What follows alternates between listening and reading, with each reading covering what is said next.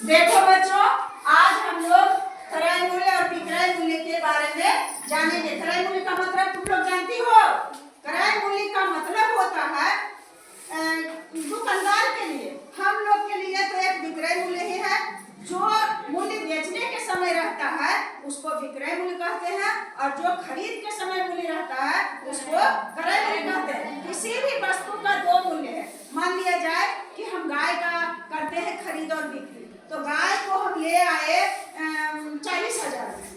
एक गाय लाए और वो हमको लिया हमसे कितना 40,000, तो 40,000 गाय का क्रय मूल्य हो गया।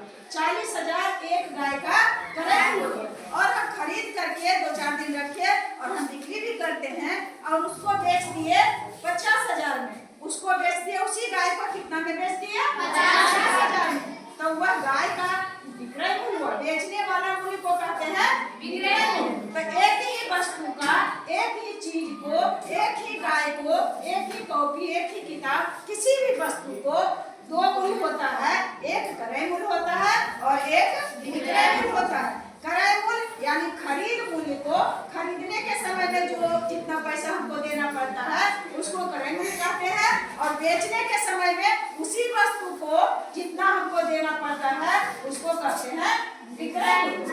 हाँ, बेचने के समय में हमको लेना है, खरीदने के समय में हम देते हैं और बेचने के समय में हम पैसा को लेते हैं। तो बेचने के समय जो लेते हैं वो विक्रय मूल्य हो गया, और खरीदने के समय जितना में हम दे करके खरीदते हैं वह क्रय मूल्य हो गया। तो हमको लगता है कि क्रय मूल्य और विक्रय मूल्य के बारे में समझ गया। यदि कोई एक दुकानदार है, वह एक क्या चीज को कहें, एक जोड़े चप्पल को खरीदता है का क्रय मूल्य है 120 रुपया। ये प्रति चप्पल 120 रुपया में खरीदता है और उसको ला करके उस पर बैठाता है। कीमत 25-60 का है, तो उसको रखता है, उसको भाड़ा भुगता में भी खर्चा होगा, तो उसको एक जोड़े चप्पल का विक्रय मूल्य बना दिया कि हम लाए हैं 120 में, तो हम उसको बेचेंगे विक्रय मूल्य 20 से विक्रय मूल्य लगा दिया 150 रुपया। 150 रुपया विक्रय मूल्य हुआ। तो एक ही जोड़ा जूता है या एक ही जोड़ा चप्पल है, उसका खरीद मूल्य कितना हुआ 120, और बेचने के लिए कितना मूल्य बनाया 150। तो आप समझ गया है कि क्रय मूल्य किसको कहते हैं और विक्रय मूल्य कहते हैं। और ये इतना समझो, इतना ही से काम नहीं चलेगा। अगर क्रय मूल्य से अधिक मेरा विक्रय मूल्य है तो उसमें हमको होगा लाभ। तो देखो, तो 120 रुपया खरीदने के समय में लगा था, अब बेच करके बेचा है कितना में 150 रुपया में, तो लाभ होगा या हानि होगा? लाभ होगा। और लाभ बराबर होता है विक्रय मूल्य में हम घटा देंगे क्रय मूल्य को।